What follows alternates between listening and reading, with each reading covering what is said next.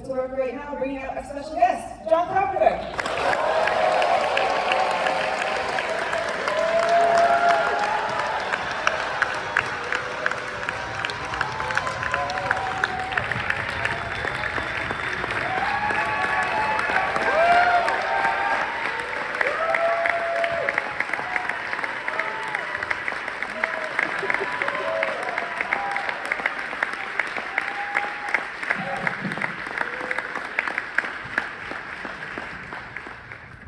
What's up? What's happening?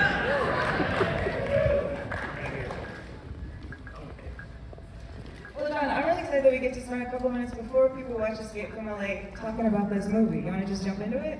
Sure. Nobody's seen the movie yet, right? Now, seriously, you haven't watched it tonight? Correct. Oh, God. Well, I'm leaving before you see it, so don't. You know, I do want to say something. She's a film critic, you know this? She's a film critic. And here I'm sitting with her. Isn't that amazing? As if you're being nice to me? I am. Well, John, I want to start by having you take all of us back to 1990, to when this film was coming together in your head. Like, take us back to Los Angeles, specifically in 1990, because I was in Texas. I was growing up kind of by Schlitterbahn, where you filmed the surfing scenes here. And in my memory, Los Angeles was always in the news in the early 90s, and it was almost never for anything good. Yeah, we had the riots here. That wasn't good at all. And let's change. You know, Los Angeles doesn't change a whole lot, but there used to be, on Sunset, the world's greatest host roll. You know what a host roll is? No. Do you guys know what a host roll is? No. Kidding. Roll as in prostitute. Scroll. I believe you guys. What? Disney cartoons all your life? No, it was unbelievable though. It was legendary. I'm not kidding.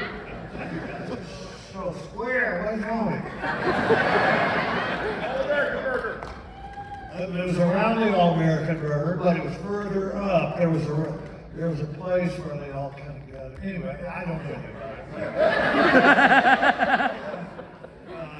it. Iceberg Slim came down from San Francisco with his girls, and he said, "This is it. This is the world famous place." But they ran the girls out of town. Oh, so depressing now. So clean. Wait, so were you here for the riots? What were the riots like for you?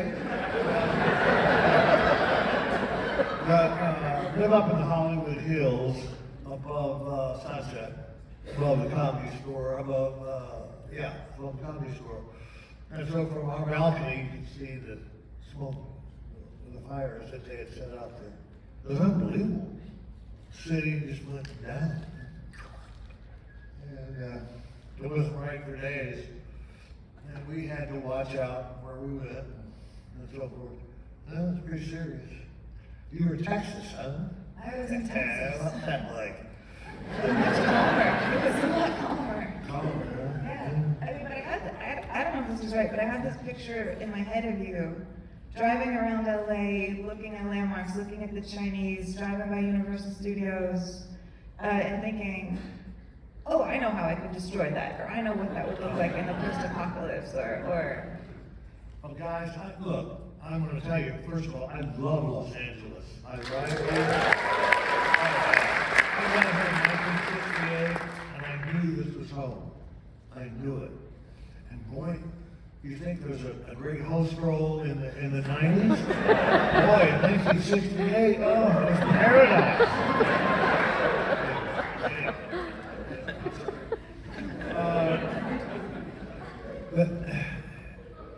The Escape from New York, Escape from LA was born out of Kurt Russell's desire to play the character again. He always loved that. For some reason, I don't know why, but he just did Eastwood. I don't get why, but he wanted to play it again. And unfortunately, Steve, I had made so many movies in a row, I was totally exhausted.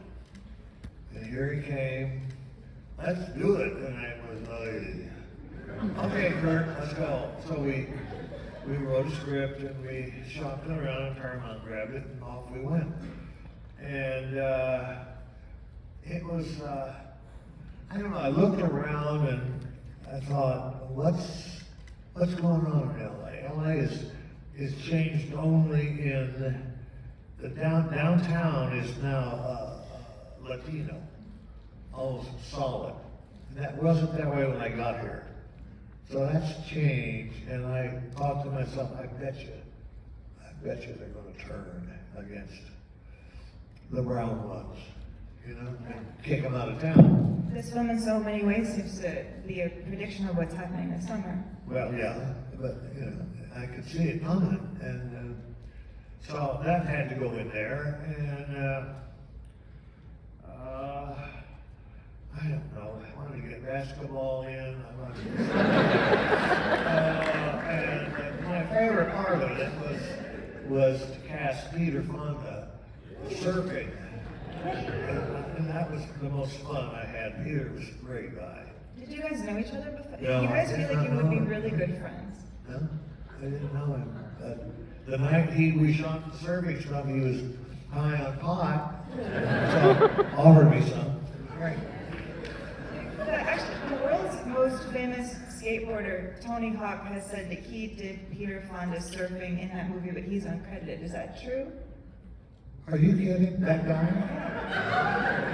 Well, I don't know. You know, they shot it on the press guy shot the doubles on what do you call it? A continuous wave. They have them on in parks, in amusement parks. It could have been Tony Hawk. It could have been, I don't know. He seems really proud of it. Is he proud of it? Oh, you're good. I love this guy.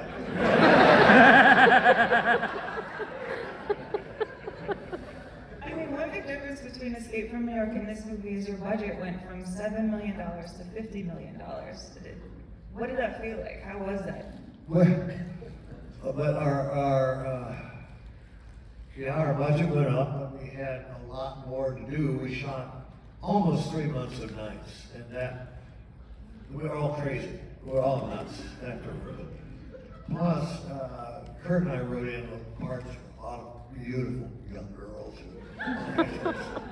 And late at night, you start thinking of bad things. Anyway. What's the question again?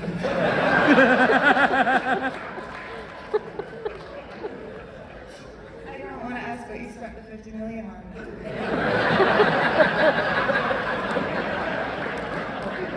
It was an ambitious movie, okay? We probably needed more than, I think we needed more than 50. We backed into that budget. In Hollywood, what they tend to do with my movies is, oh, we like the script, here, we'll give you whatever, 10 million, 5 million, whatever. And you have to back into it, meaning you have to fit the script into the budget rather than budget the script. And it's dangerous because you'll end up compromising something. And we could have used a little bit more, oddly enough. But anyway. Yeah, because the film's kind of in that awkward spot of figuring out CG effects, having the ability to do some digital effects, but the technology's not quite there yet. Money's not there, that's the thing. Money's not there for the effects, what they charge. Woo! Lord God. When you go to see these spectacle movies nowadays, the superhero movies, what you're seeing on the screen is lots of money. That's what it's all about. They're just pouring money into that. And I mean, I've heard though that one of the most amazing stunts in the movie is completely practical, which is Kurt Russell shooting a basketball across the basketball court. yeah, He really did that on his own? yeah. How? Was it hard? He He's has an a iPad. jock. He's a baseball player. He played everything. this guy has a job, so he practiced, it came on, and I said, you're gonna hit every shot, right? Yeah, he did. It's a full court shot, you can do that. That's great. He's got one eye closed. What's that? He's got one eye closed. Yeah, there's a secret, he can see through it.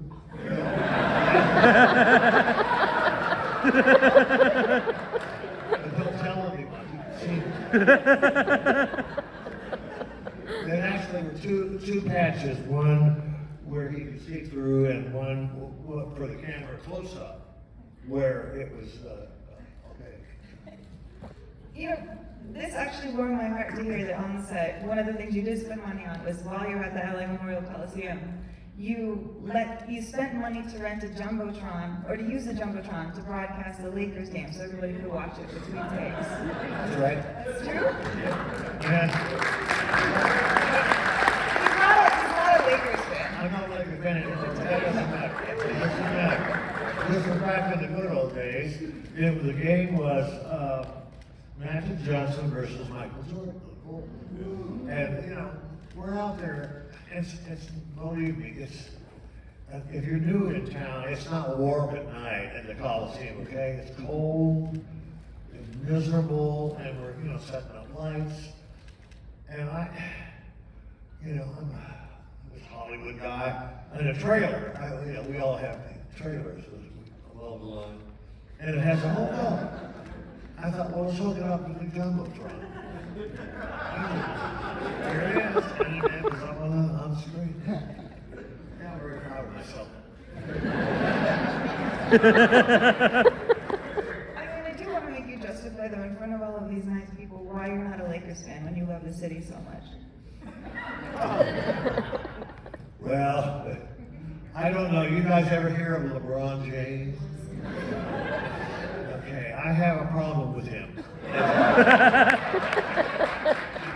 He's a brilliant player, or I guess he's a great player. I don't know. But I think he's overrated. Did I say that? And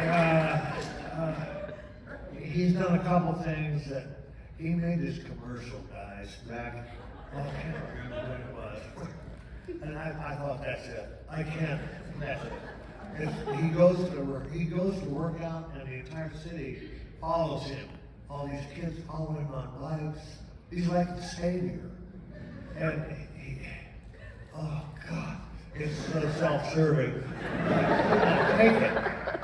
And maybe I may be one of few people in the world who feels this way, but when I heard LeBron was coming to LA, I thought, that's it. I'm done. I'm out of here.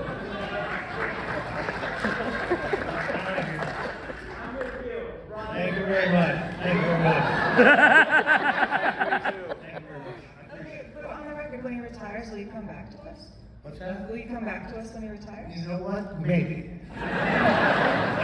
But I'm a Golden State Warriors fan. That's the way you should play the game. I know they struggle sometimes, but Steph Curry is an incredible player. I mean, anyway, this is what I think. Here, I'm talking to an audience that doesn't know what a host role is. What the hell? I just realized you're making this lovely lady, or this lovely person, do the sign for a hose roll. What's wrong? Sorry, thank you for your help on this. So, okay, is it fair to say that there's a lot of you in the characters of Snake Plissken in this individual list? Yeah. And it's a chance for Kurt to do things that he wouldn't ordinarily do in movies. There's a cynicism in him and the escape movies. There's a kind of this. And that's me all around right there. That's it. I've always been anti-authoritarian, and sometimes to my detriment. And Kurt gets to break the fourth wall at the end of Escape from LA. So anyway, I told her I saw part of Escape from LA on TV just the other day. It was going through. And I saw this one scene. I'm not going to tell you what it is, but I thought, why did I do that? This is lazy shit. And I figured out I must maybe have been late at night, and I was tired, so I can't believe I did it. Anyway, that's all I say. Well, I mean, one hurdle that this film had is that it came out the summer of 1996, which was a pretty patriotic summer, I would say, for America. The Olympics were going on in Atlanta. Everybody wanted to see Independence Day, and this movie... That was it. It was Independence Day. And, well, they whipped our ass. That's what they did. They kicked our ass. Yeah. And nothing you can do about it. That's what the audience wanted to see. And I like Independence Day, so I have nothing against that. It's a fun movie. It's a real fun movie. But I am curious. I mean, this year alone, you got your star on the Walk of Fame. Kurt Russell was there. And of course, Best Actor, Lifetime Achievement. I'm sure that meant just as much to you. Thank you for that. But like, are you still able to feel like that outsider guy? There's a lot of love for John Carpenter right now. There is?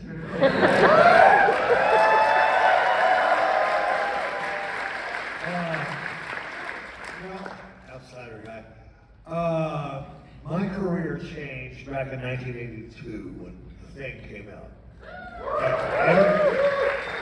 Everybody hated the movie and hated me. I have never gotten such personally destructive reviews. It was coming out the same summer as E.T. as well. Yeah.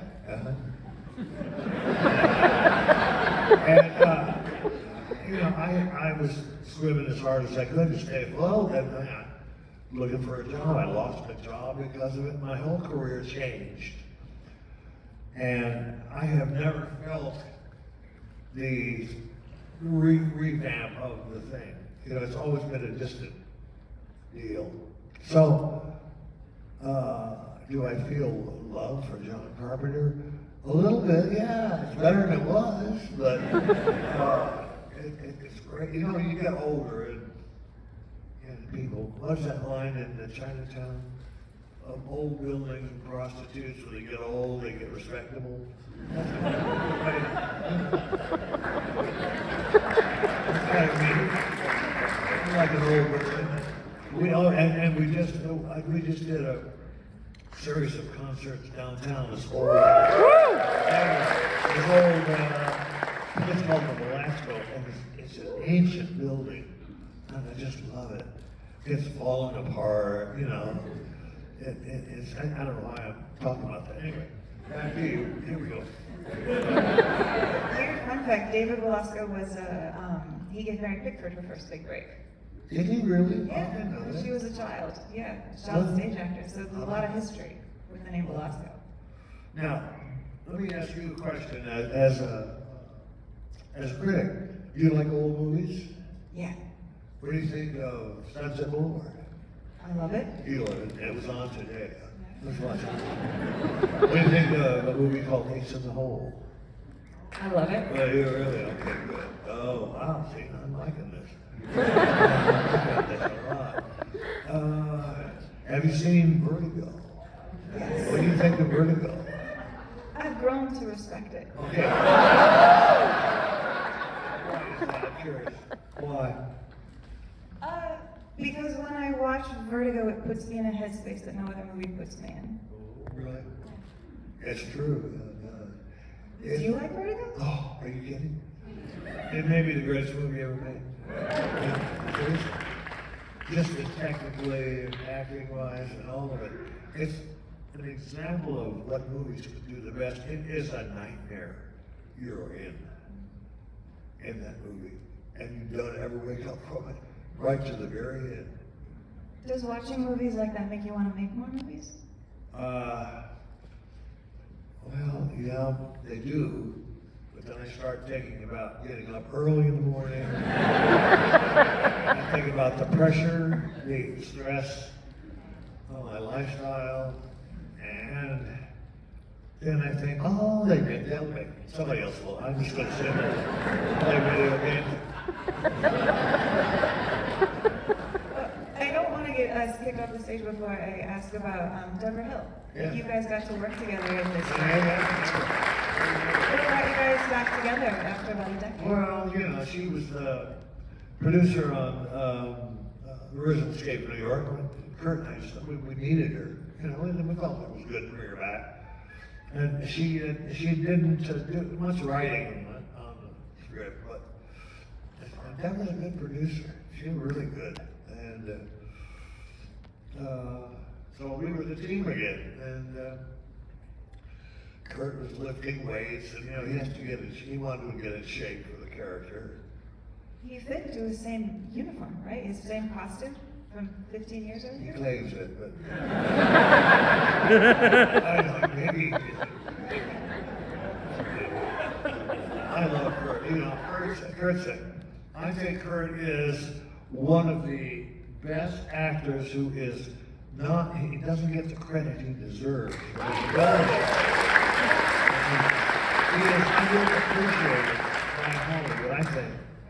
And this guy is, what an actor. But anyway, there are some guys I just want to work with all the time. They're brilliant actors. Kurt's one. Sam Neill is another. Woo! He can roll out of bed and act. Anyway, I'm off on a tangent here. I don't want to give too much about the plot away before, in case. Is there anybody who's seen this for the first time tonight? Oh, all right. We have a fair number. Okay. I will just say that there is a device in here that, if you hit the button, all of the electronics in the world will go dead. And I think really in 2025, that button sounds really nice to me. But that's not true. You just think about it a minute, though. Because have you seen the Live Free or Die Hard? It's more like that. If you hit the button, these are people, human beings. Don't do that, you know. But then it was fun to do. Yeah, things are pretty fucked now, aren't they, guys? And you know why? It's because they cleaned up the host roll. There's too much tension.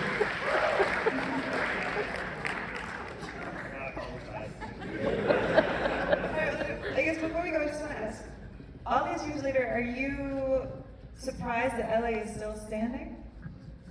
No, man, we're cool and hip and resilient.